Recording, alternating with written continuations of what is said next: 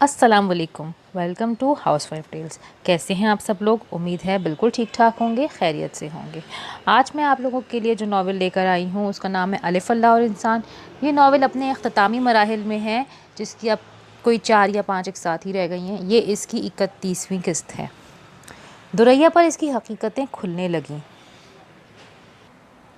وہ عورتوں کا رسیا تھا، فون پر ہر وقت لڑکیوں سے باتیں کرتا رہتا۔ دریا ناراض ہوتی تو وہ مسکرا کر دل لگی کہہ کر اسے مطمئن کرنے کی کوشش کرتا۔ محبت اس کے لیے قابل قدر جذبہ نہیں، بلکہ ایک ایسا رنگ برنگی تتلیوں سے آنکھ میں چولی کھیلنے والا کھیل تھا جو اسے ہر دم مسرور اور توانا رکھتا۔ وہ اس سے ناراض ہوتی، جھگڑتی، وہ مسکرا کر باہر چلا جاتا۔ وہ ایسا بے اعتبار شخص تھا جس کے نزدیک نہ کوئی رشتہ قابل اعتبار تھا اور نہ ہی کوئی جذبہ۔ دریا اس کو چھوڑ نہیں سکتی تھی، کیونکہ وہ اس کے بچے کی ماں بننے والی تھی، جو پیدا ہوتے ہی چل بسا، اور اب ولید اس کی گود میں تھا۔ شرفگن اس سے بہت دور چلا گیا تھا۔ اس نے ایک اور خفیہ شادی کر رکھی تھی جس کا وہ اعتراف نہیں کرتا تھا۔ وہ دریا کے پاس کبھی کبھار آتا اور اس کا آنا یا نہ آنا دریا کے لیے ایک برابر تھا۔ دریا اب اس نام نہاد رشتے کو بھی توڑنے کی کوشش کر رہی تھی۔ اس کا کیس کورٹ میں دائر تھا۔ وہ جلد از جلد شرفگن سے نجات پانا چاہتی تھی، اور وہ اس کے لیے نہایت مسائل کھڑے کر رہا تھا۔ کبھی اسے قتل کی دھمکیاں دیتا، کبھی اسے ولید چھیننے کی اور کبھی اس کی جائیداد چھیننے کی، مگر وہ خاموش رہتی، خاموشی سے سب کچھ سنتی۔ وہ آتا، چیختا چلاتا اور چلا جاتا۔ ایک روز وہ چپکے سے اپنے بچے کو لے کر دوسرے شہر چلی گئی۔ شرفگن اسے طلاق دے یا نہ دے اسے کوئی فرق نہیں پڑتا تھا، اس کا ولید اس کے پاس تھا۔ مگر ان چند سالوں میں اس نے جتنی ذہنی اذیتیں اٹھائی تھیں اس کی سکت سے بہت زیادہ تھیں۔ اس کی گزشتہ زندگی کے لمحات انتہائی اذیت میں گزرے تھے۔ ڈاکٹر رمیز سے طلاق کے بعد اس نے زندگی ایک عذاب میں گزاری تھی اور اب مزید گزار رہی تھی۔ وہ بےحد پریشان رہتی، اٹھتے بیٹھتے ہر لمحہ اور آن اس کا دل ان باتوں اور فیصلوں پر کٹتا رہتا جو اس نے جلد بازی میں کیے تھے۔ اس کے پاس سوائے پچھتاوے کے اور کچھ نہیں تھا۔ سب سے بڑا پچھتاوا ڈاکٹر دانش کی باتوں پر یقین کرنے کا تھا۔ کاش وہ اس انسان کی باتوں پر یقین نہیں کرتی، اس کی فریب میں نہ آتی، تو آج وہ ڈاکٹر رمیز کے ساتھ خوشگوار زندگی بسر کر رہی ہوتی۔ کاش ایسے انسان دنیا میں نہ ہوں تو دنیا کس قدر پرسکون ہو جائے۔ کاش ہم جیسے لوگ کبھی بھی شاطر اور مکار لوگوں کی باتوں میں آ کر اپنی زندگی کو پچھتاوا کی نظر نہ کریں۔ کاش ایسے لوگ دوسروں کی زندگیوں میں زہر گھولنے سے پہلے ایک لمحے کو سوچ لیں کہ وہ کس کس طرح انہیں تباہ و برباد کر رہے ہیں۔ کاش وہ ہم جیسے لوگوں کی اذیتوں کا کچھ تو ادراک کر سکیں۔ کاش وہ پھر سے سکنے لگی اور اس کی سسکیاں، شکوے، آہیں اس کے دل کو چیر کر اوپر کہیں سنائی دینے لگے۔ سب افسردہ ہو گئے اور آہ بھر کر ایک دوسرے کو دیکھنے لگے۔ رات ختم ہونے کو تھی۔ اس کی تاریکی میں سحر کی روشنی کی آمیزش ہو رہی تھی۔ زینب ہڈیوں کا ڈھانچہ ہو چکی تھی۔ اس کا بیمار اور نحیف جسم اب اس قابل نہیں رہا تھا کہ وہ اسے گھسیٹ گھسیٹ کر بھی چل سکتی۔ اس لیے وہ سارا دن چارپائی پر لیٹی رہتی، اپنی بے نور آنکھوں سے ادھر ادھر دیکھتی، جسے کوئی روشنی کی کرن کسی امید کی صورت میں اس کے ویران دل کو منور کر دے گی۔ وہ ہر وقت مضطرب رہتی، قدرت بھی اسے بار بار آزما رہی تھی، اور ان آزمائشوں نے اس کے وجود اور اعصاب کو شل کر دیا تھا۔ اسے نہ کھانے پینے کا ہوش تھا، نہ کسی اور بات کا، سوائے اپنے ڈاکٹر بیٹے کی رکھوالی کرنے کا، جب سے اس کے دماغ کی چوٹ لگی تھی اور اب وہ اپنے حواس کھو بیٹھا تھا۔ وہ بالکل پاگل ہو چکا تھا اور اس کے صحت یاب ہونے کے چانسز بھی ختم ہو چکے تھے۔ فریان نے غصے میں اسے جو کرسی کھینچ کے ماری تھی، اس کی ضرب اتنی گاری تھی کہ اس کا دماغ بالکل ناکارہ ہو گیا تھا اور اس کی یادداشت ختم ہو گئی تھی۔ اس کی سوچنے سمجھنے کی صلاحیت بھی ختم ہو گئی۔ اس کی تمام صلاحیتیں، ذہانت، فہم و ادراک، عقل و شعور، سب کچھ کہیں گم ہو گیا۔ ڈاکٹر اسے پاگل خانے بھجوا رہے تھے، مگر نذیر حسین نے اخبار میں اس کے ذہنی توازن کے بگڑنے کی خبر سن کر برداشت نہیں کیا اور وہ اسے گھر لے آیا۔ زینب اس کے آنے سے بے انتہا خوش تھی، مگر وہ تو اس کو پہچانتا بھی نہیں تھا اور جانتا بھی نہیں تھا۔ وہ ان کے لیے ایک اجنبی شخص تھا جن کے ساتھ اس کا کوئی تعلق نہیں تھا۔ وہ حیرت سے ان کی جانب دیکھتا رہتا اور پھر منہ پھیر لیتا۔ زینب محبت سے اس کے چہرے پہ ہاتھ پھیرتی، اسے اس کا بچپن اور جوانی یاد دلانے کی کوشش کرتی، اور وہ سب کچھ سن کر یوں منہ پھیر لیتا جیسے وہ کسی اور کی باتیں اسے سنا رہی ہو۔ وہ اچانک ہنسنے لگ جاتا اور کبھی کبھی اچانک رونے لگتا۔ وہ بن بتائے گھر سے باہر نکل جاتا، فرفر انگریزی بولتا، کبھی گنگنانے لگتا، गधों घोड़ों के साथ अंग्रेजी में बातें करता, उनके साथ खेलने लगता तो कभी बच्चों का टीचर बनकर इनको मारने लगता। इसके कपड़े गंदे और फटे हुए होते। गली मोहल्ले के बच्चे इसके पीछे भागते, इस पर आवाज़ें कसते, उससे पागल कहते और तंग करते। वो इनको जान छुड़ाने के लिए कभी कंकर मारता और कभी ईंटें उठा उठा के मारता। लड़के खुश होकर सीटियाँ बजाते और वो कभी परेशान होकर ऊँची आवाज़ में रोने भी लग जाता, कभी हंसने लगता। नज़ीर हुसैन उसकी तलाश में मारा मारा फिरता। वो कभी किसी दरख्त पर चढ़कर बैठा होता तो कभी किसी सड़क पर लेटा हुआ पाया जाता। कभी बसों में सफ़र करता, कभी लोग इस पर तरस खाकर उसे भीख दे देते, कुछ डांटते फुटकारते। किसी ज़माने में वो चेहरे से ही पढ़ा लिखा और मुहज़्ज़ब शख्स दिखाई देता था, मगर अब इस कदर गंदा और खलीज होता कि इसके पास कोई भी ना बैठता। ऐसी बदबू आती कि लोग उसे देखकर नाक मुँह चढ़ाते। इसको देखकर हर एक के चेहरे पर नागवारी के तासुरात फैलना शुरू हो जाते। उसे देखकर किसी को रहम नहीं आता। सबसे बड़ा बेजार था वो, और सब भी उससे बहुत बेजार और खफा दिखाई देते। वो गुज़िश्ता 5 सालों से इस तरह की कुरीह ज़िंदगी गुजार रहा था। उसे देखकर कोई नहीं कह सकता था कि उसका माजी कभी बहुत शानदार रहा था। कभी वो नॉर्मल इंसान था, कभी उसने अच्छी ज़िंदगी गुजारी थी। वो इंतहाई ज़हीन और फहम फरासत का मालिक था। कभी वो बहुत मशहूर भी था, इसकी बातें गौर से सुनी और समझी जाती थीं। अब तो यूँ महसूस होता था जैसे वो मुआशरे का कोई नाकारा और बीमार इंसान हो, नाली का ऐसा कीड़ा जो इत्तेफाक से रेंगता हुआ इंसान के दरमियान आ गया हो और इंसान अब उसे पाँव तले रोंद रहे हों। वो अपनी शनाख्त, ज़ात, शख्सियत सब कुछ खो बैठा था। ना उसमें वो तकब्बुर रहा था, ना आन न शान, इंसानों को हकीर समझने वाला अब इंसानों के दरमियान एक ज़र्राए खाक बनकर रह गया था। लोगों को रुस्वा करने वाला खुद ज़लील व ख्वार हो रहा था। लोगों की ज़िंदगी में जहर भरने वाला अब खुद ज़िंदगी के कड़वे घूंट पी रहा था। अपने साजिशी जहन और मक्काराना चालियों से दूसरों की ज़िंदगियों को शदीद अजियत से दो चार करने वाला अब लम्हा लम्हा ज़िंदगी का अजाब झेल रहा था, जिसे अपनी अक्ल और फहम फरासत पर बड़ा नाज था। अब इस अक्ल के छिन जाने पर कैसे कैसे ख्वार हो रहा था। जो अपनी कामयाबियों पर कदरे मगरूर था और उसे अपनी जिद्दोजहद मेहनत का समर लगती थी, जिसने कुदरत की मेहरबानियों को साइंस की करिश्मा साजियाँ समझकर अपनी ज़ात से इसका अमल दखल खारिज कर दिया था, अब कुदरत के हाथों बुरी तरह शिकस्त खाकर सरेआम रुस्वा हो रहा था। जिसने बहुत से लोगों की खुशियों को लूटा था और इनके दिलों को दुखों से भर दिया था और इनकी आंखों को न थमने वाले आंसू दिए थे, अब सिसक सिसक के ज़िंदगी गुजार रहा था। लोग उसे पत्थर मारते तो वो गालियाँ बकता और लोग इस पर हंसते, इसको देखकर नाक पर कपड़ा रख लेते। बच्चों ने, बड़ों ने और सब लोगों ने इसके कई नाम बिगाड़ रखे थे। शोहरत के आसमान पर चमकने वाले डॉक्टर दानिश का नाम अब लोग भूल चुके थे। उसने अपना असली नाम भुलाया था और कुदरत ने इसका अपना नाम भी लोगों के जहनों से महफ कर दिया था। वो अपनी उम्र से बहुत बूढ़ा दिखाई देने लगा था। इसकी सांवली रंगत जरकत सियाह हो गई थी और इसके मोटे भद्दे नकुश बिगड़ गए थे। वो इंतहाई बदसूरत और कुरीह नज़र आता। ज़ैनब को नज़ीर हुसैन कुछ बताता और बहुत सी बातें छुपा भी लेता, मगर मोहल्ले के बच्चे आकर उसे हंस हंस के इसके बारे में किस्से सुनाते और ज़ैनब का दिल फटने लगता। वो चारपाई पर पड़ी कराहने लगती और सिसकने लगती। दिन का उजाला फैलने लगा था, मगर ज़ैनब के लिए हर तरफ अंधेरा ही अंधेरा था। इसकी बेनूर आँखों में कुदरत ने ऐसी तारीकी भर दी थी जो किसी तरह भी कम नहीं होती थी। वो फूट फूट के रोने लगती, अपने रब से फरियाद करती, उससे शिकवे करती। या इलाही, ये तूने मेरे बच्चे के साथ क्या किया? इसको कहाँ से कहाँ पहुँचा दिया। इसको इतना बड़ा दिमाग देकर अब इसके दिमाग को ही ख़राब कर दिया। इतनी इज़्ज़त और शान देकर अब तो उसे यूँ गलियों बाज़ारों में रुसवा कर रहा है। वो इतना बेअक़ल हो गया है कि उसे ना अपना होश रहता है, ना किसी और की खबर, ना वो माँ को पहचानता है, ना बाप को। या अल्लाह, ये तूने क्या किया, क्यों किया? मेरा इतना लायक बच्चा सारा दिन पढ़ता रहता था। उसने दिन रात इतनी पढ़ाई की, इतनी मेहनत की, अपनी ज़िंदगी बनाई और तूने उससे उसका सब कुछ छीन लिया। वो हमसे नहीं मिलता था मगर सुकून में था। वो अपनी ज़िंदगी में खुश है। इसने बहुत तरक्की कर ली है, बहुत मेहनत से इसकी ज़िंदगी बहुत अच्छी हो गई है और अब तो तूने उसे हमसे मिलाकर हमें और दुखी कर दिया।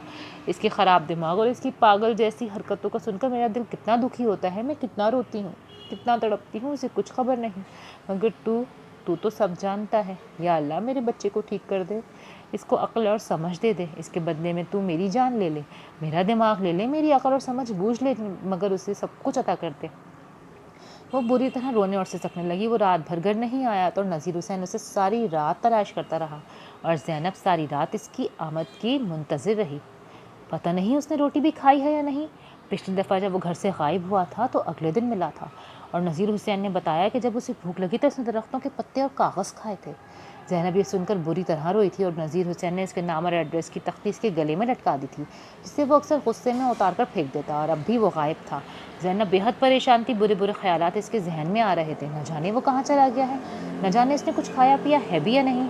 دروازہ زور سے کھلا اور نذیر حسین گھبرایا ہوا آیا اور پھوٹ پھوٹ کے رونے لگا، سسکیاں بھرنے لگا۔ کیا ہوا؟ زینب نے گھبرا کے پوچھا۔ زینبے، تیرے بیٹے کی حالت کیا ہو گئی ہے؟ اب تو خدا سے اس کے مرنے کی ہی دعا کر۔ نذیر حسین ہچکیاں لیتے ہوئے بولا۔ خدا نہ کرے، اللہ نہ کرے، میں کیوں دعا کروں؟ کوئی ماں اپنی اولاد کے لیے ایسی بد دعا کر سکتی ہے بھلا؟ مجھے بتا تو کیا ہوا ہے اس سے؟ ٹرین کے نیچے آ کر اس کی دونوں ٹانگیں کٹ گئی ہیں۔ نذیر حسین نے بمشکل روتے ہوئے بتایا۔ زینب کے زور سے چیخ نکل گئی اور وہ دھاڑے مار مار کے رونے لگی۔ یا اللہ، تو نے میرے بچے کے ساتھ اتنا ظلم کیوں کیا؟ اتنا ظلم؟ وہ چیخیں مارنے لگی اور بری طرح سے سکنے لگی۔ اگر تو نے اس کے ساتھ یہی کچھ کرنا تھا تو پھر اسے پیدا کیوں کیا؟ آخر کیوں؟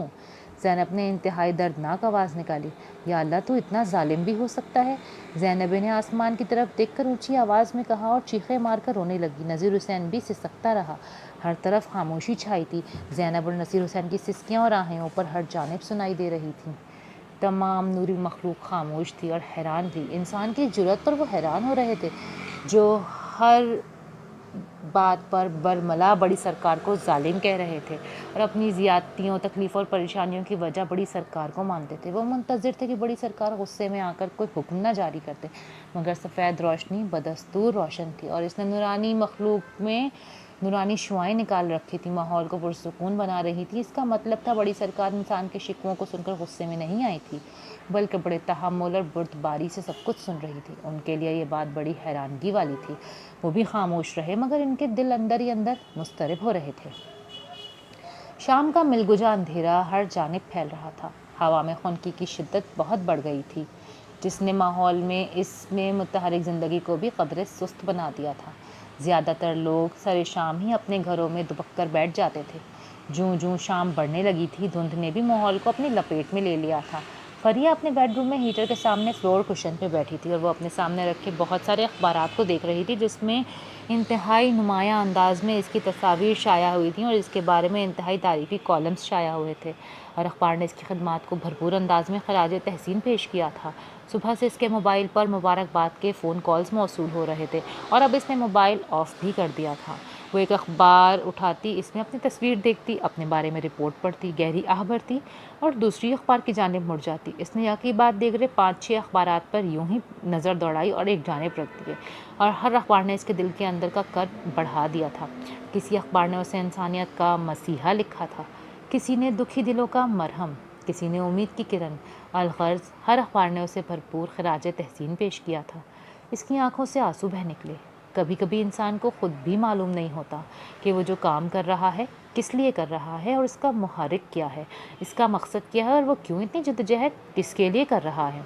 دنیا سمجھتی تھی کہ وہ انسان کی فلاح و بہبود کے لیے یہ کام کر رہی ہے، مگر وہ جانتی تھی کہ وہ کس کے لیے یہ سب کر رہی ہے، اپنی بیکار زندگی کو مصروف بنانے کے لیے۔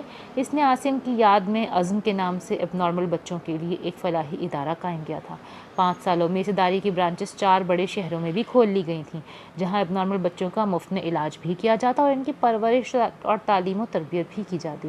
شدید ذہنی معذور بچوں کے لیے نرسنگ کیئر سینٹر قائم کیے گئے تھے۔ فریہ نے خود آرکیٹیکچر میں زبردست نام اور شہرت حاصل کی تھی۔ وہ اپنی کمائی ان اداروں پر خرچ کرتی یا مخیر حضرات اس کے معاونت کرتے۔ اس نے ان اداروں کی زبردست پلاننگ کی تھی۔ انتہائی پرسکون، خوشگوار اور تمام ضروری سہولیات سے آراستہ یہ سینٹرز بہت غریب پسماندہ علاقوں کے والدین ان سینٹرز کے قائم ہونے سے خوش تھے اور فریہ کے لیے دل کی گہرائیوں سے دعائیں کرتے تھے۔ ان سینٹروں کی سالانہ تقریبات میں ان کی کارکردگی کی رپورٹیں ہر سال شائع ہوتی تھیں، اور چند روز پہلے تمام شہروں میں سالانہ تقریبات منعقد ہوئی تھیں اور فریہ کی خدمات کو زبردست خراج تحسین پیش کیا گیا تھا۔ اس نے جب سے عزم کے نام سے ادارے قائم کیے تھے، اس کی عزت و شہرت میں بے پناہ اضافہ ہو گیا تھا، اور وہ جہاں بھی جاتی اس کا بہت احترام کیا جاتا اور بہت عزت دی جاتی۔ ایسی عزت اور نیک نامی قدرت بہت کم لوگوں کو دیتی ہے، اور قدرت اسے اس عزت سے بھرپور نواز رہی تھی۔ قدرت اسے جتنا عطا کر رہی تھی، اس میں اتنی ہی بے نیازی آتی جا رہی تھی۔ اسے رحم دلی اور منکسر المزاجی کی علامت سمجھا جانے لگا، اور وہ جو بے غرض اور بے لوث ہو کر سب کی خدمت کر رہی تھی، اسے قابل فخر اور عظیم انسان سمجھا جانے لگا۔ ایسی انسان جس کے دل میں قدرت نے اپنے ہی جیسے لوگوں کی محبت کوٹ کوٹ کے بھر دی تھی۔ صحافی ہمیشہ اس سے یہی سوال کرتے کہ اس نے یہ نیک کام کیوں شروع کیا؟ کیا انسانیت کی خدمت کے لیے؟ یا کسی جذبے کے تحت یا کسی خاص مشن کے لیے وہ ہر بار ایک ہی جواب دیتی اپنے بیٹے عاصم کی یاد میں۔ آپ کا بیٹا کہاں ہے؟ ہر کوئی اس سے یہ سوال کرتا اور وہ اس کا جواب نہ دے پاتی، بس خاموش رہتی اور اس کی آنکھیں بھیگ جاتی۔ اس نے اخبارات کو لپیٹ کر ایک جانب رکھ دیا اور اسی چیئر پر نیم دراز ہو کر چھت کو گھورنے لگی۔ کیسے بتاؤں سب کو کہ میرا بیٹا کہاں چلا گیا؟ اس کو کس نے چھین لیا؟ اس شخص نے جو اس کا باپ تھا، جس نے مجھ سے میری زندگی کی سب سے بڑی امید چھین لی۔ اس نے مجھے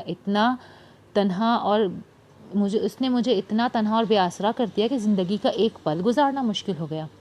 اسے یاد آنے لگا کہ عاصم کے بعد وہ گھر آنے کے بجائے رات دیر تک آفس میں بیٹھی رہتی، نہ کام کرنے کو دل چاہتا اور نہ ہی آرام کرنے کو، نہ اسے نیند آتی اور نہ ہی کھانا کھانے کو دل چاہتا۔ عاصم کی وفات اور اس کے بعد شرف گن کی بے وفائی اس کو اندر ہی اندر ہر لمحہ رلاتی رہتی اور وہ ہر وقت سوچوں میں گم کئی گھنٹے بیٹھ کے روتی رہتی۔ اس نے اتنے بڑے گھر کے کمرے میں اپنے آپ کو قید کر لیا تھا۔ اماں اسے بہت سمجھاتی، مگر اس کا دل اور دماغ ایسے خالی ہوئے تھے کہ کسی بھی بات کو قبول کرنے کو تیار نہ ہوتے۔ زندگی اس قدر بے معنی، فضول اور خالی لگتی کہ اس کا دل چاہتا وہ بھی خودکشی کر لے۔ ڈاکٹر دانش نے نہ جانے اس سے کیسا انتقام لیا تھا کہ بڑی چالاکی سے منصوبہ بندی کر کے اس سے اس کا سب کچھ چھین لیا، اور وہ اس قدر ٹوٹ پھوٹ چکی تھی کہ سنبھل نہیں پا رہی تھی۔ ہر وقت اندر ہی اندر سے سکتی اور تڑپتی رہتی، مگر کوئی پرسان حال نہیں تھا۔ رفتہ رفتہ وہ بیمار ہونے لگی۔ وہ تب چونکی جب اس کے منہ سے خون آنا شروع ہو گیا۔ ہر وقت کی کھانسی نے اسے بے حال کر دیا تھا۔ اماں کے ناراض ہونے پر وہ ہاسپٹل میں ایڈمٹ ہو گئی۔ وہاں اس کی ملاقات ایک سوشل ورکر خاتون مسز نجیب سے ہوئی۔ مسز نجیب ایک ادھیڑ عمر خاتون تھیں۔ وہ ویل چیئر پر ٹی بی کے مریضوں کو ہر رات پھل بانٹنے آتی تھیں۔ فریہ نے ایک پرائیویٹ روم لے رکھا تھا۔ ایک رات یوں ہی وہ باہر نکلی اور مسز نجیب کے آنے پر مریضوں کی خوشی دیکھ کر وہ حیران رہ گئی۔ سب لوگ ان کے گرد جمع تھے اور سب بہت محبت سے پیش آ رہے تھے اس سے۔ وہ جانے لگیں تو فریہ کو ایک بینچ پر اداس اور پریشان بیٹھی دیکھ کر اس کے پاس آ گئیں۔ بیٹا آپ اتنی اداس کیوں ہیں؟ کیا یہاں اس ہاسپٹل میں ایڈمٹ ہیں؟ مسز نجیب نے شفقت سے اس کے چہرے پر ہاتھ پھیرتے ہوئے کہا۔ فریہ نے چونک کر ان کی جانب دیکھا۔ محبت کے اس لمس میں نہ جانے کیا سحر تھا کہ وہ ان کی طرف نم آنکھوں سے دیکھنے لگی۔ کس غم کو اتنا دل سے لگایا ہے کہ اس بیماری کو روگ بنا لیا ہے؟ مسز نجیب نے نرم لہجے میں پوچھا۔ خالی اور بے معنی زندگی میں صرف غم ہی باقی رہ جاتے ہیں، فریہ نے بمشکل کہا اور سسکنے لگ گئی۔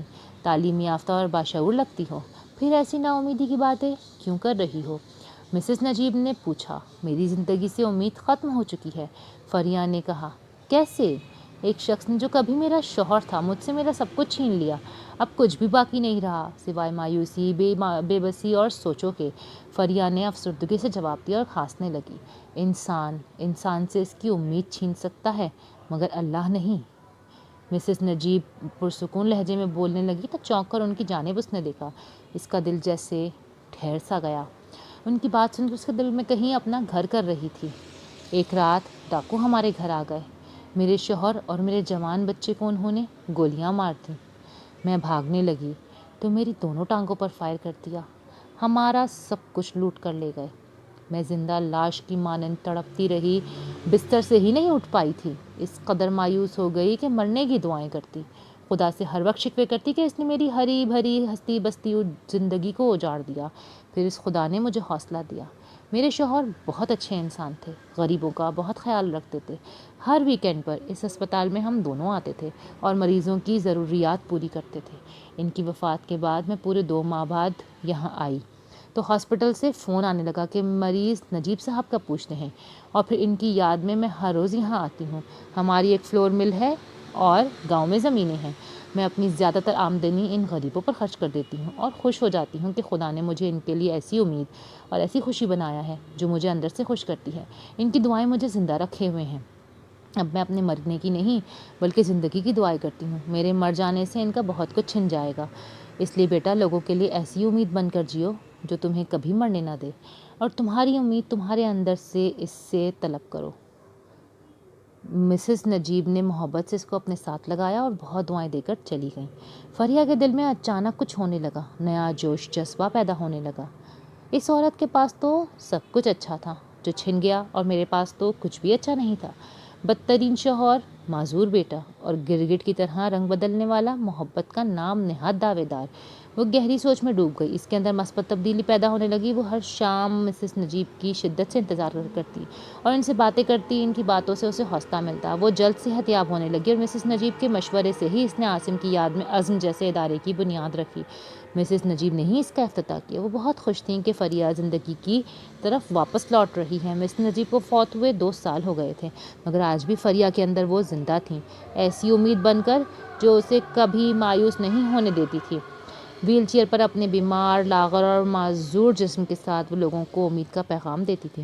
فریہ ان کی ہی ڈگر پر چل رہی تھی۔ اسے نہ شہرت کی طلب تھی، نہ نام کی خواہش، اور نہ ہی کوئی اور ہوس۔ وہ تو مایوس لوگوں کی آنکھوں میں امید کی کرنیں دیکھ کر ہی خوش ہو جاتی تھی۔ لوگ اس کے لیے ایسی ہی دعائیں کرتے تھے جیسے مسز نجیب کے لیے کرتے تھے، اس کو ویسی ہی عزت اور پروٹوکول دیتے جیسے مسز نجیب کو۔ فریہ نے آہ بھری اور خوشی اور دکھ کے ملے جلے جذبات سے چھت کو دیکھنے لگی۔ زندگی کس قدر عجیب ہے، اور انسان اس سے بھی زیادہ عجیب مخلوق۔ کوئی انسان ساری امیدیں چھین لیتا ہے، اور کوئی انسان اتنا پر امید بنا دیتا ہے کہ کبھی کبھی اس پر بھی یقین نہیں آتا۔ اگر میں عاصم کی صورت میں اب نارمل بچوں اور ان کے کرب سے آشنا نہ ہوتی تو کبھی عزم جیسے ادارے کی بنیاد نہ رکھتی۔ اگر میں بیمار نہ ہوتی تو مسز نجیب سے کیسے ملتی، ان کی باتیں مجھ سے کیسے اثر کرتی اور میں کیسے پر امید ہوتی۔ زندگی کے پرپیچ راستے اور اس کے الجھے ہوئے دھاگے قدرت نے کس قدر باریک بینی اور گہری منصوبہ بندی سے انسان اور اس کے حالات و واقعات کے ساتھ جوڑے ہیں کہ انسان خود بھی دنگ رہ جاتا ہے۔ یا اللہ، بے شک تو بے نیاز ہے، میں تیری ہستی کو سلام کرتی ہوں۔ فرتے جذبات سے فریہ کی آنکھوں میں آنسو آ گئے اور بہنے لگے۔ اس کا دل خدا کی حمد و ثنا کرنے لگا۔ اس کے دل کی صدائیں اوپر جانے لگیں۔ تمام نوری مخلوق نے چونک کر انہیں سنا اور حیران ہوتے گئے۔ ہر انسان خدا سے شاکی تھا۔ اکثریت شکوے کر رہی تھی، اور اتنے بہت سے لوگوں میں صرف ایک خدا کی معترف تھی، اور اتنی بہت سی آزمائشوں کے بعد بھی اس کا شکر اور تعریف کر رہی تھی۔ یہ بات اس کے لیے انتہائی حیرت کا باعث تھی۔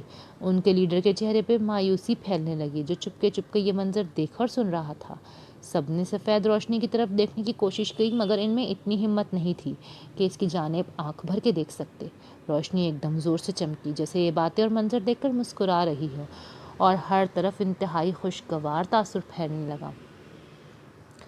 شاہی دربار میں سراسیمگی کا عالم تھا۔ حاضرین محفل خاموش بیٹھے تھے۔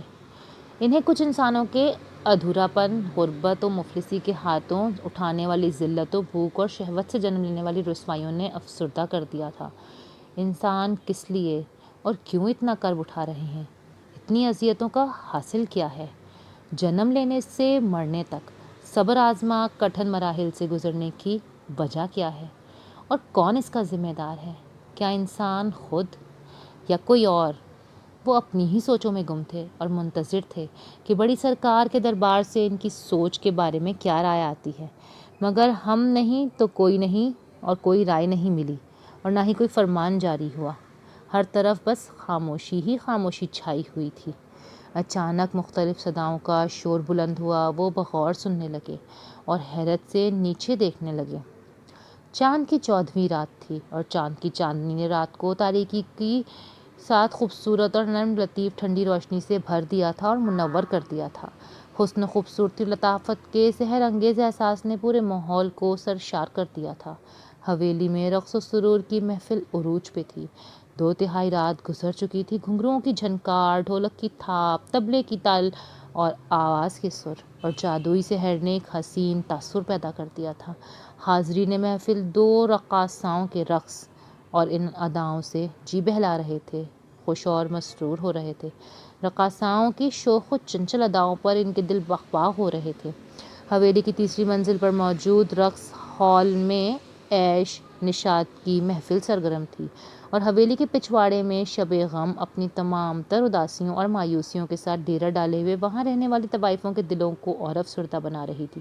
چھوٹے چھوٹے کمروں میں رہنے والی طوائفیں اپنے آپ کو بند قفس میں پھڑپھڑاتے پر کٹے پرندوں کی مانند مبہوت اور بے بس پا کر سسک رہی تھیں۔ کچھ ہنس گا رہی تھیں، کچھ گڑ گڑا کر گلے شکوے کر رہی تھیں۔ کبھی کسی کی سسکیوں کی آواز بلند ہوتی تو کبھی کسی کے رونے کی، کبھی کسی کی ہنسی اور گانے کی تو کبھی کسی کی آہوں اور شکووں کی۔ رینا اپنے چھوٹے سے کمرے کی کھڑکی کھول کر چاند کی چاندنی دیکھ رہی تھی۔ اس کی خوبصورتی کو رشک سے بھی دیکھ رہی تھی اور حیرت سے بھی۔ سیاہ رات کے دامن پر خوبصورت چمکتے چاند کے اندر چھپی داستان غم میں اپنے داغدار دل اور زخمی روح کے نشانات کھوج رہی تھی۔ تمہارا اندر بھی میری طرح بنجر اور ویران ہے۔ باہر کی چمک دمک اور خوبصورتی دوسروں کو دیوانہ بنا دیتی ہے۔ لوگ سحر میں مبتلا ہو جاتے ہیں مگر تمہارے دکھ کو کوئی نہیں جان سکتا۔ کاش کوئی تمہارے اندر جھانک کر دیکھ سکے، اور میرے اندر بھی، مگر اندر تک کسی کی رسائی ممکن نہیں سوائے ان کے جو جسم اور قلب و روح کے اندر موجود ہیں، جو سب کچھ خاموشی سے سنتے ہیں، ہر وقت، ہر لمحہ، دن اور رات کی تاریکیوں میں بھی، مگر جواب نہیں دیتے۔ نہ جانے وہ کیوں جواب نہیں دیتے؟ شاید وہ ہم جیسی بے بس اور دھتکاری ہوئی عورتوں کی بات نہیں سننا چاہتے، لیکن میں آج اسے سنا کے رہوں گی، وہ سب کچھ جو میرے دل کے اندر غبار بن کے اڑ رہا ہے اور مجھ سے اس غبار کے دھوئیں میں سانس لینا مشکل ہو رہا ہے۔ یا اللہ، تو نے انسان کو کیوں بنایا، اور اگر بنایا ہی تو اس کے پاؤں میں مجبوریوں کی بیڑیاں اور گلے میں رسوائیوں کے طوق اور دلوں میں خواہشات کے انبار کیوں لگا دیے؟ تو کہتا ہے انسان نادان ہے، جلد باز ہے اور کمزور بھی ہے، مگر تو عقل کل ہے نا؟ تجھے تو انسان کے ماضی، حال اور مستقبل کا علم ہوتا ہے۔ انسان نے کہاں اور کس راستے پہ چلنا ہے تجھے سب معلوم ہوتا ہے۔ پھر تو انسان کو کیوں ان راستوں کی جانب جانے دیتا ہے جو کھائیوں کی طرف جاتے ہیں، جس میں گر کر انسان سوائے ذلت اور رسوائی کے کچھ بھی حاصل نہیں کرتا؟ تو کہتا ہے کہ تو انسان سے بہت محبت کرتا ہے۔ یہ کیسی محبت ہے کہ انسان کو نشان ذلت بنا کر اس کی بے بسی اور لاچاری کا تماشا دیکھتا ہے؟ یہ کیسا گورکھ دھندا ہے جس کے جال میں تو نے ہم انسانوں کو پھنسا رکھا ہے؟ نہ اس سے فرار ممکن ہے اور نہ ہی سکون، اور آسمان کی طرف دیکھتے ہوئے وہ شکوہ کرنے لگی۔ اس کی آنکھیں چاند پر تھیں۔ ہر انسان خوبصورت اور چمکیلی چیزوں کو پانے کی خواہش کرتا ہے۔ تو اس کے دل کے اندر اس خواہش کے لیے اتنی تڑپ پیدا کر دیتا ہے کہ جب تک انسان اپنی اس خواہش کو پا نہیں لیتا مضطرب رہتا ہے۔ انسان کے اندر خواہش بھی تو ہی پیدا کرتا ہے اور اس کو پانے کی سزا بھی تو ہی دیتا ہے۔ میں نے بھی ایسی ہی ایک خواہش کی، نگار بیگم بننے کی، مگر تو جانتا تھا کہ نگار بیگم کی حقیقت کیا ہے۔ تو مجھے ان راستوں پر پھر بھی لایا، اسے دکھایا اور پھر میرے اندر اس جیسا بننے کی خواہش پیدا کی۔ میں اپنے اندر کی بھوک اور گھر کی غربت اور مفلسی سے تنگ آ گئی تھی۔ زندگی کی خواہشیں اور خوشیوں اور آسائشوں کو پانے کی تمنا کرتی تھی، مگر مجھے کیا علم تھا کہ اپنی اس خواہش کو پورا کرنے کے لیے مجھے کتنی بڑی قیمت ادا کرنی پڑے گی۔ میں کیا سے کیا بن گئی، بھیکارن سے ملازمہ سے طوائف، اور پھر فلمی ہیروئن اور اب رقاصہ، اور اس کے ساتھ ساتھ ایک بدنام اور ذلیل عورت۔ اس نے گہری سانس لی اور اس کی آنکھیں نم ہونے لگیں۔ انسان کہاں غلطی کرتا ہے؟ کیا جب وہ کوئی خواہش کرتا ہے، اندیکھی دنیا کو پانے کی تمنا کرتا ہے؟ مگر انسان کو کیا معلوم کہ بعض اوقات خواہش کے لیے اپنی پوری زندگی داؤ پہ لگانی پڑتی ہے۔ اس کے لیے زندگی کا مقصد اس خواہش کا پورا کرنا ہی ہو جاتا ہے، جس کے لیے وہ گڑ گڑا کے دعائیں بھی کرتا ہے اور کوششیں بھی، تکلیفیں بھی اٹھاتا ہے اور ذلت بھی۔ مگر جب وہ خواہش اتنی تکلیف اور کٹھن مرحلے سے گزرنے کے بعد پوری ہوتی ہے تو وہ خواہش مکمل طور پر اس صورت میں سامنے آتی ہے کہ انسان خود بھی چونک جاتا ہے اور اس کی ساری خوشی ختم ہو جاتی ہے۔ اس نے اس کو پانے کے لیے جتنی اذیتیں اٹھائی ہوتی ہیں وہ سب یاد آنے لگتی ہیں، تو پھر وہ تمنا کرتا ہے کہ کاش اس نے یہ خواہش کی ہی نہ ہوتی۔ میں نے نگار بیگم کو قتل کر دیا کیونکہ میں اسے اپنے راستے سے ہٹانا چاہتی تھی اور رکاوٹ سمجھتی تھی، اور مجھے اپنی خواہش کی تکمیل کرنا تھی۔ اور جب میں نگار بیگم بن گئی تو میں نے اپنا سب کچھ کھو دیا، اپنی عزت، محبت، پاکیزگی، سب کچھ۔ دل بھر مجھ سے روٹھ گیا کہ ہر انسان جو زندگی میں کچھ پانے کی تمنا کرتا ہے تو اسے ایسی ہی سزا دیتا ہے، تو انسان سے اس کے اندر کا سکون چھین لیتا ہے، اس کو ذلیل و رسوا کر کے چھوڑتا ہے، اور پھر وہ خالی ہاتھ کھڑا بے بس سے دیکھتا رہ جاتا ہے۔ یہ کیسی محبت ہے جو تو ہم انسانوں سے کرتا ہے؟ یہ کیسی عطا ہے جس میں تو رسوائیاں اس کے مقدر میں لکھ دیتا ہے؟ اور یہ کیسا کرم ہے کہ تو سب کچھ چھین کر اسے خالی ہاتھ کر دیتا ہے؟ اگر تو ہمارے ساتھ یہی سب کچھ کرنا تھا تو نے ہم کو پیدا کیوں کیا؟ ہم تو اپنی مرضی سے مر بھی نہیں سکتے اور نہ ہی سکون سے جی سکتے ہیں۔ تو نے مجھے کیا کچھ دکھایا اور سب کچھ چھین لیا؟ کہ یہ سب میری تقدیر تھی یا میری خطا یا میرے گناہ یا میری آزمائش یا میرا امتحان؟ مگر جو کچھ بھی ہے اس نے مجھ سے سب کچھ چھین لیا ہے۔ یہ زندگی ہے یا سزا؟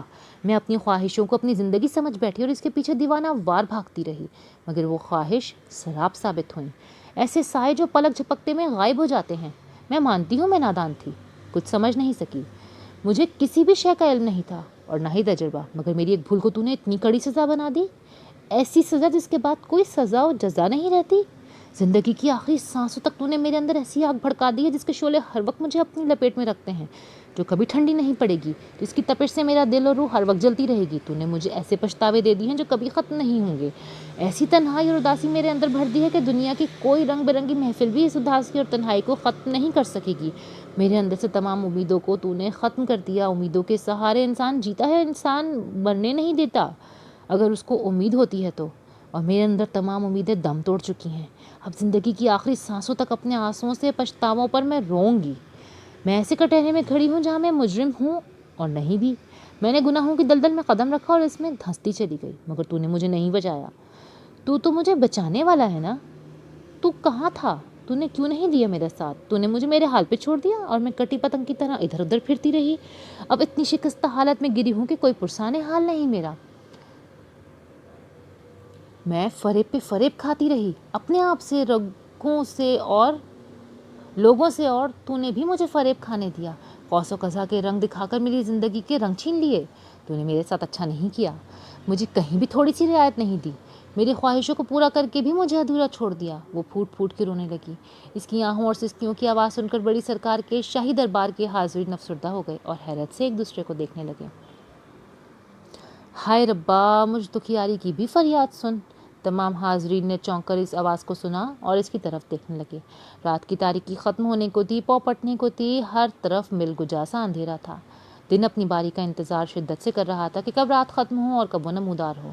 برکت صحن میں چارپائی پر لیٹی کراہ رہی تھی، تڑپ رہی تھی، اس کے آنسو شدت سے بہہ رہے تھے۔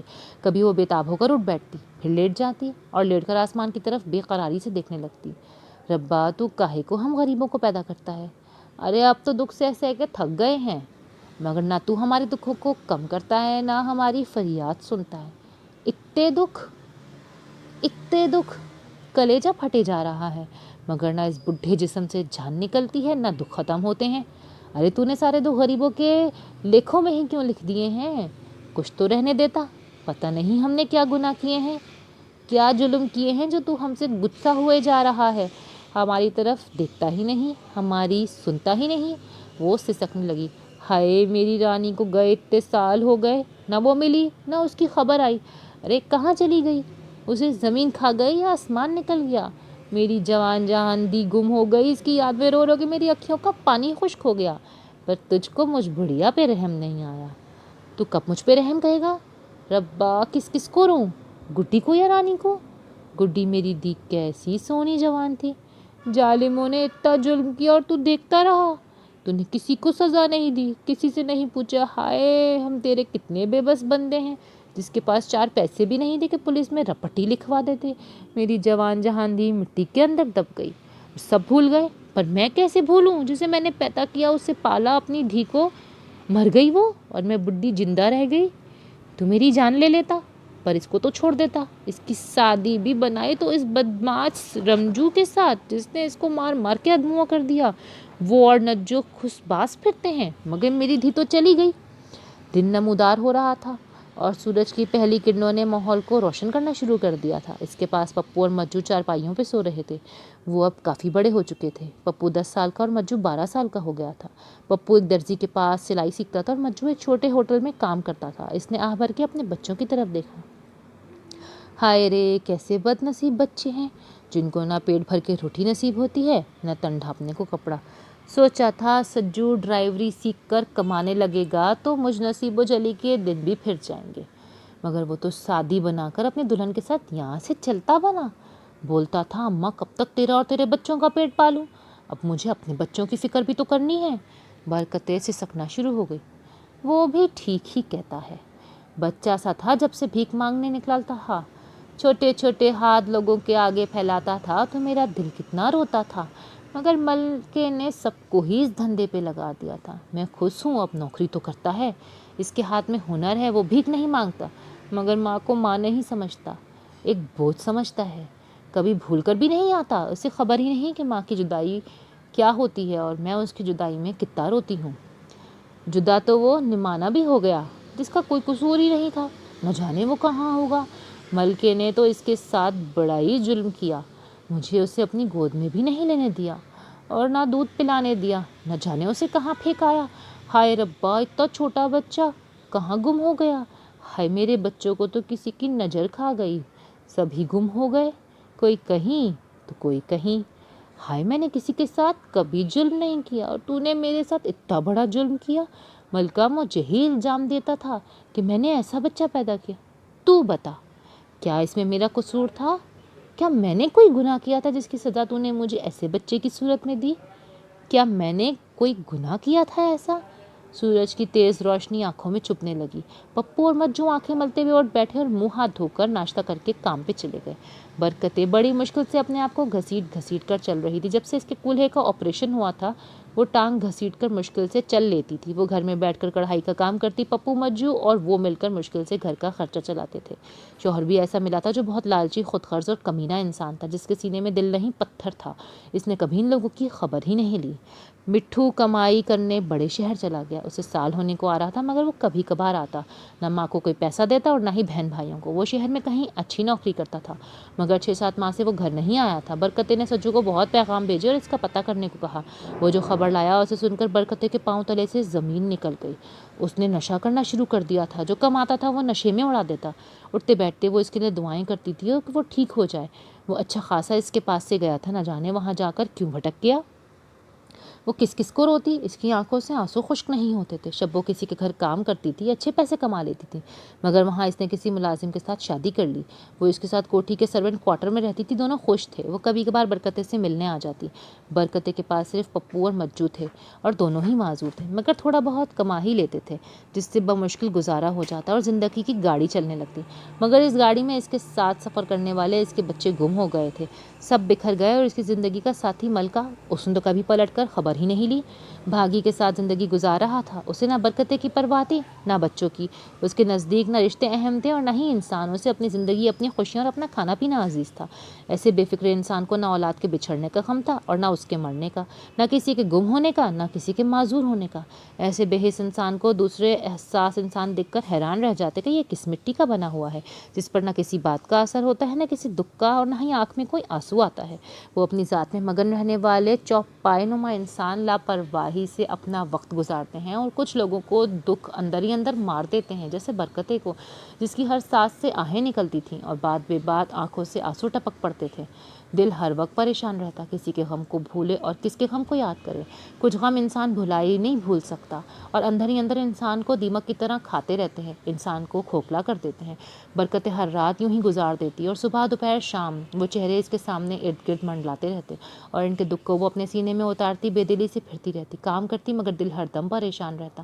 تھک ہار کر خدا سے شکوے کرنے لگتی، ہر رات اپنے ایک ایک دکھ سناتی، ایک ایک بات اس کے آگے دہراتی۔ وہی باتیں کسی اور کو سناتی تو شاید وہ اکتا جاتا مگر کبھی اس کی چوکھٹ پر نہ آتا۔ مگر خدا کا حوصلہ بہت بلند ہے، وہ ہر انسان کے شکوے سنتا ہے خاموشی سے اور انسان اس سے کہتے نہیں تھکتا۔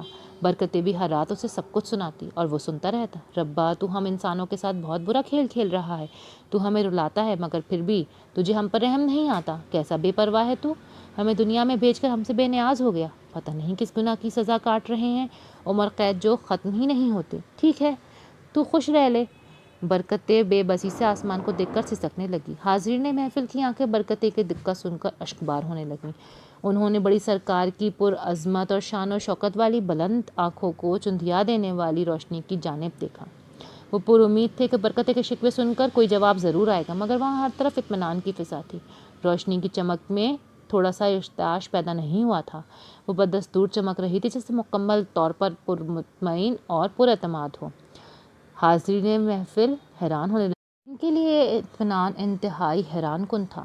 اچانک کسی کے سرپٹ بھاگنے، سیٹیاں اور تالیاں بجانے، ہانپنے کی آواز آنے لگی۔ سب نے حیرانگی سے اس کی جانب دیکھنا شروع کیا جہاں سے آوازیں بلند ہو رہی تھی۔ دوپہر کا وقت تھا۔ فردوس میلے کچیلے کپڑوں میں، بوسی داسی پھٹی پرانی چادر لیے خستہ حال گھر سے نکلی تو محلے کے چھوٹے بڑے بچوں نے اس پر آوازیں کسنا شروع کر دیں۔ وہ تالیاں اور سیٹیاں بجاتے اس کے پیچھے بھاگتے ہوئے اسے ہی جڑا پکارتے چلے جا رہے تھے اور پیچھے مڑ مڑ کر اسے گالے دیتی وہ آگے بڑھتی جا رہی تھی۔ لڑکے اس پر کہکہے لگا کر ہنس رہے تھے، بچوں کو دیکھ کر پاس سے گزرنے والے مرد و زن بھی ساتھ کھڑے ہو کر تماشا دیکھتے اور اس پر ہنستے۔ کوئی ایک بھی نہیں تھا جو ان کو روکتا۔ وہ تیز تیز قدموں سے بھاگتی جا رہی تھی، سامنے سے 3-4 آوارہ لڑکوں کا گروپ آ رہا تھا۔ وہ بری طرح ان سے ٹکرائی، ایک ایک نے آگے بڑھ کر اسے گلے لگانا چاہا، دوسرے نے چٹکیاں کاٹی، ایک نے اس کے سر سے چادر ہٹائی تو اس کی گندی اکڑے بالوں والی وگ نیچے گر گئی، اس کے نیچے سے اس کا گنجا سر نکل آیا۔ سب اس کے گنجے سر پر ہاتھ مار مار کر گنگنانے لگے اور ہنسنے لگے۔ فردوس نے بے بسی سے ان کی طرف دیکھا، اپنی وگ پر ہاتھ رکھ کر دوبارہ اس کو سر پہ رکھی اور سرپٹ بھاگی۔ اس کی سانس پھولنے لگی، اسے کافی عرصے سے دمے کا مرض لاحق ہو گیا تھا۔ وہ بے دم ہو کر گندگی کے ایک ڈھیر کے پاس گر گئی۔ اس کی سانسیں زور زور سے چل رہی تھیں اور عجیب طرح کی گڑگڑاہٹ پیدا ہو رہی تھی۔ اس نے اپنے سینے کو زور سے ہلایا، بمشکل ہاتھ پاؤں مارتے ہوئے اپنے کرتے کی جیب سے انہیلر نکال کر منہ میں اسپرے کیا۔ تھوڑی دیر بعد اس کی سانس بحال ہونے لگی۔ وہ ڈھلتے سورج کی روشنی میں کھلے آسمان کے نیچے وسیع و عریض زمین پر گندگی کے ڈھیر کے پاس چت لیٹی تھی۔ اس کی آنکھیں آسمان پر مرکوز تھی، زبان خاموش، مگر آنکھوں سے آنسوؤں کی جھڑی روانہ تھی جو آنکھوں سے بہتے ہوئے زمین میں جذب ہو رہے تھے۔ اس کا دل لہو لہان تھا اور جسم بری طرح کانپ رہا تھا۔ اتنی ذلت، اتنی بے بسی، اتنی رسوائی تو سب دیکھ رہا ہے، اسی لیے ہم کو پیدا کیا ہے، ہمارا تماشا دیکھنے کو، ہمیں دنیا والوں کی نظروں میں ذلیل کرنے کو۔ تو نے ہمیں کیوں پیدا کیا؟ اس لیے کہ لوگ ہمارا مذاق اڑائیں، ہم پر طعنے کسیں، ہم پر ہنسیں، ہمیں تنگ کریں اور ہمیں ذلیل کریں۔ پتہ نہیں تو کیا چاہتا ہے؟ کاش تجھ سے کبھی ہمارا سامنا ہو تو ضرور پوچھیں گے کہ تو نے ہمارے ساتھ ایسا بھیانک مذاق کیوں کیا۔ غربت، مفلسی، تنگی اور بے روزگاری تو ہمارے حصے میں آئی ہے، تو انہیں رشتے ناتوں سے نوازتا ہے اور ہم سے ہمارے اپنے بھی چھین لیتا ہے۔ کوئی ہم جیسے کو کوڑے کے ڈھیر پر پھینک دیتا ہے، کوئی سرے راہ۔ ایسا تو ہمارے ساتھ کیوں کرتا ہے؟ نماز ختم ہونے کے بعد نمازی ایک مسجد سے باہر نکل رہے تھے جو اس گندگی کے ڈھیر کے پاس ہی تھی۔ جیسے انہیں اس کا وہاں بیٹھنا اچھا نہیں لگ رہا، وہ اس کو ایسے حقارت کی نظروں سے دیکھنے لگے، مگر شاید کچھ خدا کے خوف سے اسے دیکھ کر خاموش بھی ہو جاتے۔ وہ سر جھکائے بیٹھی تھی، کبھی کبھار سر اٹھا کر اللہ کے بندوں کو دیکھتی، ان کی نظروں کی تاب نہ لا کر پھر نظریں جھکا لیتی۔ ان کی آنکھوں میں چھپی چھپی سی چبھن سیدھی اس کے دل کے نشتر میں چبھ جاتی۔ وہ گھبرا کر آہ بھرتی اور اٹھنے کی کوشش کرتی، مگر اس میں اٹھنے کی طاقت نہیں تھی۔ ارے یہ ہجڑا یہاں کیوں بیٹھا ہے؟ کیا اس کو پتہ نہیں کہ یہ اللہ کا گھر ہے؟ یہاں ناچ گانا نہیں ہوتا۔ ایک شوخ مزاج آدمی نے مسجد سے نکل کر چونک کر اسے دیکھتے ہوئے کہا۔ ہو سکتا ہے یہ بھی نماز پڑھنے آیا ہو، دوسرے نے مذاقاً کہا۔ یہ لوگ نماز بھی ناچ گا کر ہی پڑھتے ہوں گے نا؟ ان کو مسجد میں گھسا کر کے نمازیوں کا اخلاق خراب کرنا ہے؟ اٹھاؤ اس کو یہاں سے۔ حلیہ تو دیکھو اس کا، جیسے گندگی کے ڈھیر سے اٹھ کر آیا ہو۔ مسجد میں پاک صاف ہو کر آتے ہیں اور یہ تو خود ہی غلاظت کا ڈھیر معلوم ہو رہا ہے، مسجد کو بھی ناپاک کر دے گا۔ دوسرے تیز ترار آدمی نے کہا تو دونوں اس کی طرف چلے گئے اور اسے گھورنے لگے۔ اوئے تو یہاں کیوں بیٹھا ہے؟ اٹھ یہاں سے، معلوم ہے کہاں بیٹھا ہے، اٹھ یہاں سے اور کسی اور جگہ جا کے بیٹھ، مسجد کو گندا مت کر۔ دوسرے نے غصے سے کہا تو اس کی آنکھیں آنسوؤں سے بھر گئیں اور وہ خاموشی سے وہاں سے اٹھ گئی اور ان آدمیوں کی نظروں سے اوجھل ہونے کے بعد دور کھڑی ہو کر مسجد کی طرف حسرت اور شکوے بھری نظروں سے دیکھنے لگی۔ دیکھ لیا تو نے؟ یہ صرف تیرے بندے ہیں اور تو ان کا رب ہے، ہمارا کون ہے؟ کوئی بھی نہیں۔ جب تو نے ہم پر رحم نہ کھایا تو پھر یہ کیوں ترس کھائیں گے؟ تو نے ہمیں دھتکارا ہے تو پھر یہ کیوں نہ کریں؟ پتہ نہیں زندگی کا یہ عذاب کب تک سہنا پڑے گا۔ اچھا ہوا نرگس مر گئی، بیبی مر گیا، میں زندہ رہ گئی، لوگوں کی گالیاں اور مار کھانے کو۔ وہ پھوٹ پھوٹ کے رونے لگی اور نہ جانے کتنی دیر تک روتی رہی۔ اسے بہت زور کی بھوک لگ رہی تھی، مگر اس کی جیب میں ایک روپیہ بھی نہیں تھا کہ وہ کچھ خرید کر کھا سکتی۔ اس نے ایک شاپنگ سینٹر کا رخ کیا، وہاں اکثر لوگ بھیک دینے کے لیے اسے کچھ نہ کچھ دے ہی دیتے اور عورتیں شاید اس کے لیے نرم گوشہ رکھتی تھیں۔ وہ ہجڑوں کے ساتھ ایسی بدتمیزی نہیں کرتی تھیں جیسے کہ مرد کرتے تھے۔ اسے بھیک میں چند روپے مل ہی جاتے تھے اور آج بھی مل گئے۔ اس نے ان سے پکوڑے اور روٹی خرید کر کھائی۔ وہ حسرت بھری نگاہوں سے خواتین کو شاپنگ کے تھیلے اٹھائے ہنستے مسکراتے ادھر ادھر گھومتے دیکھنے لگی۔ کچھ کے ساتھ ضد کرتے اور روتے چلاتے بچے بھی تھے۔ وہ حیرت سے اس کی طرف دیکھتی، کبھی عورتوں کی طرف تو کبھی بچوں کی طرف۔ تم لوگ کتنی خوش نصیب ہو، جنہیں رب نے کتنا کچھ دیا ہے، خوبصورت گھر، بچے، شوہر، خاندان، رشتہ دار، بہن بھائی، دوست، اور ہمیں ان میں سے کچھ نہیں۔ اس نے آہ بھری اور آنسو اس کی آنکھوں سے بہنے لگے۔ اچانک ایک ماڈرن سا لڑکا اپنی کار سے نکلا اور اس کے ساتھ ایک خوبصورت سا چھوٹا سا کتا تھا جس کے سفید ریشم جیسے بال ہوا کے جھونکوں سے اڑ رہے تھے۔ اس نے لڑکے کی گود میں جمپ لگائی، لڑکے نے اسے پیار کیا اور سینٹر کے اندر چلا گیا۔ فردوس نے حسرت بھری نگاہوں سے کتے کو دیکھا۔ ہم سے تو اچھے یہ کتے ہیں جنہیں انسان پیار کرتے ہیں، ہماری اوقات اتنی بھی نہیں کہ کوئی جانوروں جتنی عزت ہمیں دے دے، اپنے اپنے نصیب کی بات ہے۔ وہ کتنی دیر تک بلا وجہ وہاں بیٹھی سوچتی رہی اور پھر بوجھل قدموں سے اٹھ کر بھیک مانگنے لگی۔ شام گہری ہونے کو تھی اور اس نے چند پیسے اکٹھے کر لیے تھے جس سے وہ رات کا کھانا کھا سکتی۔ وہ رات کے گھر جا رہی تھی تو ایک لڑکا راستے میں مل گیا۔ اے فردوس، آج شام کو ہمارے گھر شادی ہے، آ جانا۔ اے مبارک ہو، کس کی شادی ہے؟ میرے بھائی کی۔ تو فکر نہ کر، میں پہنچ جاؤں گی، اور سن، اچھے کپڑے پہن کر آنا، امیر لوگوں نے آنا ہے، میری بات سمجھ گئی نا تو؟ لڑکے نے معنی خیز انداز سے کہا۔ ارے تو فکر ہی نہ کر، ایسے چھمک چھلو بن کے آؤں گی، سب دلہن کے بجائے مجھے ہی دیکھیں گے۔ فردوس نے کہکا لگایا۔ ٹھیک ہے، میں جا رہا ہوں، تم آ جانا۔ لڑکا کہہ کر مسکراتا ہوا چلا گیا۔ اس نے اپنا صندوق کھولا، اس میں سے ایک چمکدار جوڑا نکالا، میک اپ، زیورات، چوڑیاں، لمبے بال والی وگ بھی نکالی جلدی سے تیار ہو کر منہ ہاتھ دھو کر آئینے کے سامنے کھڑی ہوئی، اپنے بوڑھے اور جھریوں زدہ چہرے کی طرف بغور دیکھنے لگی، خوشی خوشی گنگناتے ہوئے میک اپ کی تہیں چہرے پر جمانے لگی۔ تیار ہو کر اور وگ پہن کر اس نے اپنے آپ کو آئینے میں دیکھا تو اسے یوں محسوس ہوا جیسے اس کے بجائے کوئی اور کھڑا ہو۔ اسے اپنا آپ پہچاننا مشکل ہو رہا تھا۔ انسان کیسے کیسے روپ بدلتا ہے، ایک چہرے پہ دوسرا چہرہ، آنسوؤں کے ساتھ ہنسی، غم دل کے ساتھ لبوں پر مسکراہٹ، اصل انسان ہے کہاں؟ اس نے آہ بھر کے سوچا۔ آج جو کچھ اس کے ساتھ ہوا تھا تقریباً روز ہوتا تھا، نہ کوئی نئی بات تھی اس میں، مگر آج کا دن ایک پرامید دن پر ختم ہونے والا تھا۔ انسان بھی کتنا ناقابل اعتبار ہے، لمحوں میں بدل جاتا ہے، کبھی ایک دم مایوس ہو جاتا ہے تو کبھی اچانک ہی پرامید ہو کر پرعزم۔ اس نے اپنے سارے غم اور دکھ کہیں وقتی طور پر چھپا دیے اور ہر دم تازہ ہو کر تیار ہو گئی۔ تیار ہو کر اس نے اپنے آپ کو مسکرا کے دیکھا اور نادانستہ پرفیوم پکڑ کر اپنے اوپر چھڑکاؤ کیا۔ ڈاکٹر نے اسے تیز پرفیوم لگانے سے منع کیا تھا۔ اچانک اس کی طبیعت بگڑنے لگی، اس کی سانس خراب ہونے لگی۔ اس نے پھر انہیلر نکالا، اسپرے کیا تو طبیعت کچھ بہتر ہو گئی۔ اس نے خاموشی سے وگ اتاری، میک اپ کی تہیں صاف کی اور کپڑے بدل کر چارپائی پہ لیٹ گئی۔ میں اب مزید نہیں ناچ سکتی، میرا جسم ہار گیا ہے، میری سانس اب میرے جسم کا ساتھ نہیں دیتی۔ اسے یاد آنے لگا چند روز پہلے جب وہ ایک شادی پر ناچ رہی تھی، اچانک اس کی سانس اکھڑ گئی تھی اور وہ بے دم ہو کر گر پڑی۔ سب لوگ لان تان کرنے لگے کہ وہ بیمار تھی تو کیوں آئی۔ سب لوگوں نے اسے بہت ذلیل کیا اور وہ بڑی مشکل سے وہاں سے واپس آئی۔ فردوس، اب تجھ میں ہمت نہیں رہی، تو بوڑھی ہو گئی ہے، تیرا جسم بیمار ہو گیا ہے۔ میں اپنے آپ کو کتنی امید دلاؤں، کتنا حوصلہ کروں، مگر میں ہار گئی ہوں۔ جب تو ہرانے پر آتا ہے تو انسان ہارتا ہی چلا جاتا ہے، اور جب تو ذلتوں کے ہار گلے میں پہنا کر بھیجتا ہے تو پھر انسان کو عزت کہاں ملے گی۔ میں اپنے ٹوٹے دل، بیمار جسم اور اکھڑی سانسوں کے ساتھ کب تک ماری ماری پھرتی رہوں گی، بھیک مانگتی رہوں گی۔ میں ہار گئی ہوں، بہت بے بس ہو گئی ہوں۔ اور اس نے اپنی وگ پکڑ کر اس کا ایک ایک بال نوچ ڈالا، سارا میک اپ توڑ دیا اور چمکیلے دوپٹے کو تار تار کر دیا اور پھوٹ پھوٹ کر رونے لگی۔ اب تو بس کر دے کہ مجھ سے سانس لینا مشکل ہو رہا ہے۔ اس کی آہیں سسکیوں میں بدلنے لگی۔ بڑی سرکار کے دربار میں موجود حاضرین کی آنکھیں نم ہو گئیں اور کچھ نے انسانوں کے اس دکھ کو محسوس کرتے ہوئے گہری سانسیں لی۔ ہر طرف ایسی خاموشی تھی جو سب کو سنائی دے رہی تھی، خاموشی میں کرب اور دکھ کا ملا جلا احساس تھا۔ کچھ حاضرین نے بڑی سرکار کے خیالات و احساسات جاننے کے لیے اس مخصوص روشنی کی جانب دیکھا۔